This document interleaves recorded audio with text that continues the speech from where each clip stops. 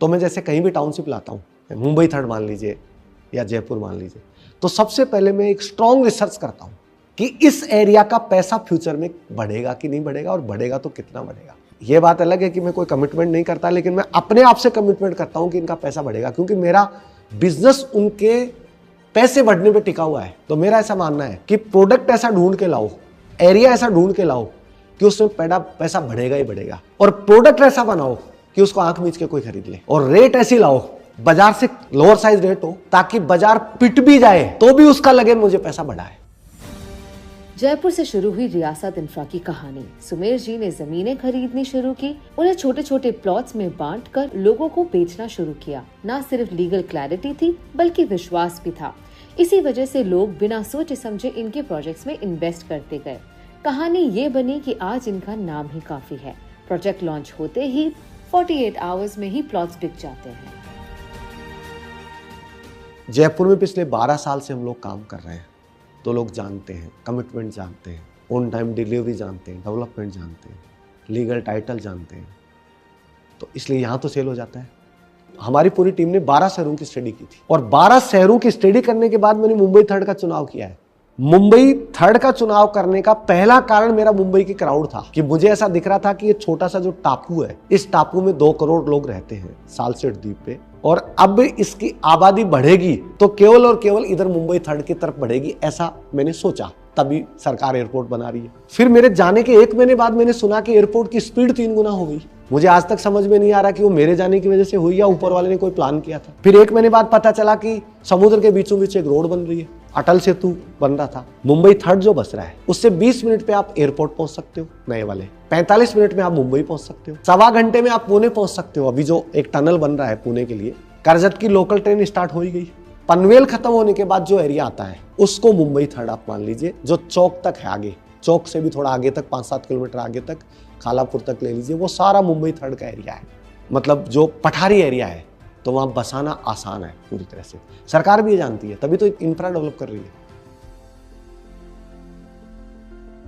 रियासत इंफ्रा ने नवी मुंबई के लोधीवली में रियासत संकल्प और संकल्प मेडोज जैसे प्रीमियम प्लॉटेड टाउनशिप्स लॉन्च किए। ये प्रोजेक्ट्स रेजिडेंशियल और कमर्शियल प्लॉट्स के साथ आते हैं, जहां हर प्लॉट 1120 से 6300 स्क्वायर फीट के बीच है। यहाँ मॉडर्न अमेनिटीज जैसे club house, swimming pool, gym और योगा लॉन्स भी हैं। इनका फोकस सिर्फ लग्जरी नहीं बल्कि सस्टेनेबिलिटी पर भी है। Rain water harvesting, solar lighting और एफिशिएंट वेस्ट मैनेजमेंट जैसे फीचर्स के साथ।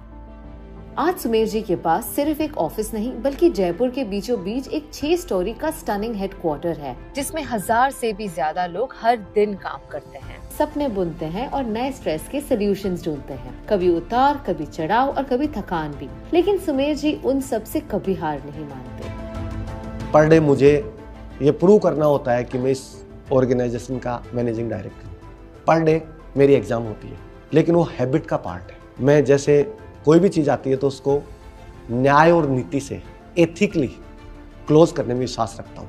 जैसे किसी ने गलती की उसको पनिशमेंट मिलेगा ही मिलेगा, जिसने गलती नहीं की उसको प्रोटेक्ट करना है, और अपने एथिक्स और बिजनेस के उसूल और रूल्स के साथ कोई समझौता नहीं करना है।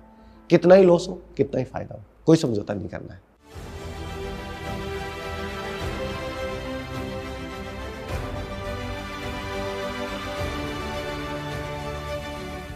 बिजनेस की तो ये परिभाषा है कि आप 10 डिसीजन लोगे, उसमें 2 तो खराब जाएंगे। तो मेरे भी डिसीजंस गलत होते हैं, लेकिन बाकी 8 में मैं अच्छा कर लेता हूँ, तो मैनेज हो जाते हैं। मैं मुंबई से हूँ और हम कभी प्लॉट के बारे में सोचते भी नहीं है।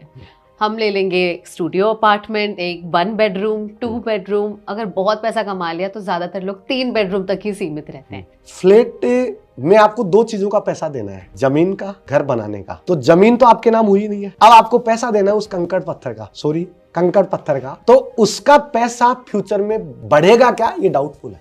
जमीन जो होती है उसमें पैसा बढ़ता ही बढ़ता है, फ्लैट में भी बढ़ता है लेकिन इतना नहीं बढ़ता। मुंबई में अभी प्लॉटों की इतनी हैबिट्स नहीं है प्लॉट खरीदने की। लोगों को फ्लैट खरीदने की हैबिट है और फ्लैट में ही रहने की हैबिट है। लेकिन पिछले 2 साल में मुंबई के बड़े बड़े डेवलपर, गोदरेज, लोधा, कल्पतरू, ये सब लोग धीरे धीरे प्लॉटिंग में आ रहे हैं, तो लोगों की हैबिट भी बन रही है। आपको 70 लाख रुपए में एक प्लॉट मिल जाएगा, छोटे वाला। अब आप 70 लाख रुपए इकट्ठा करेंगी तब तक तो बुढ़ापा आ जाएगा, क्षमा चाहूंगा। खाली 10 से 15 लाख रुपए जो डाउन पेमेंट चाहिए वो तो दे दे और बाकी लोन पे ले ले। इसका सबसे बड़ा फायदा क्या है वही समझिए, आज के बाद अगली साल आपकी सैलरी और इनकम बढ़ जाएगी लेकिन ईएमआई उतनी रहेगी। जमीन तो आदमी को उस दिन खरीद लेनी चाहिए जिस दिन उसकी ईएमआई पेइंग कैपेसिटी डेवलप हो जाए, उस दिन खरीद लेनी चाहिए। तो अगर मुझे प्लॉट खरीदना है तो कौन सी चीजों का मुझे सबसे ज्यादा ध्यान देना है? सबसे पहले आपको लोकेशन का ध्यान देना है कि जहां आप प्लॉट खरीद रहे हैं वहां की क्या क्या एडवांटेज हैं जिनकी वजह से फ्यूचर में पैसा बढ़ेगा। डेवलपर कौन है ये देखना जरूरी है कि वो टाइम पे डिलीवरी देता है क्या, क्योंकि आपने प्लॉट तो ले लिया, आपको डिलीवरी 10 साल बाद या 5 साल बाद या 2 साल बाद मिले। लीगल टाइटल कैसा है ये देखने की जरूरत है, क्योंकि यदि प्रोजेक्ट रेरा रजिस्टर्ड है तो 99% तो उसमें सवाल नहीं होता है। डेवलप जो लेआउट है, अप्रूव्ड लेआउट वो मांगे, रेरा के नंबर मांगे, चाहे तो आप अपने लेवल पे सर्च रिपोर्ट भी करवा सकते हैं, उसमें कोई गुनाह नहीं है।